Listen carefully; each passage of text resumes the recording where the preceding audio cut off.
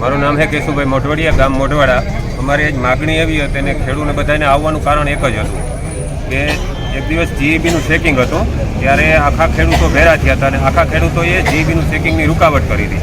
બરાબર. પછી એનામાં હિતેશભાઈ એક ઉપર જ એફઆઈઆર થઈ, કારણ કે એક વ્યક્તિને ટાર્ગેટ કરવામાં આવ્યો છે. તો જીઈબીના ચેકિંગ રૂકાવટમાં તો બધા ખેડૂત હતા, તો બધા ખેડૂત ઉપર કેમ જીઈબીએ ફરિયાદ ન કરીને એક વ્યક્તિને ટાર્ગેટ કરવામાં આવ્યું?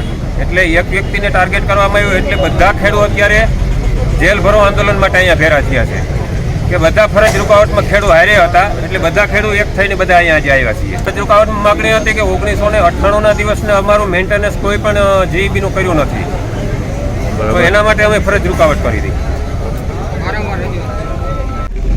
ભરતભાઈ સાજણભાઈ ગોઢાણીયા, ગામ કુણવદર.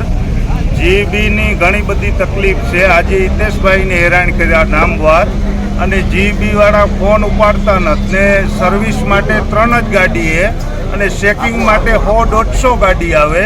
એટલે અમારી આજ જો 28-30 વર્ષની અંદર કોઈ પણ સુવિધા મળી નથી ને આ લોકોને કરોડોનો ફંડ કરવો હોય તો અત્યારે ખેડૂત થાકી ગયા મોંઘવારીથી અને જીઈબી કંપનીથી થાકી ગયા.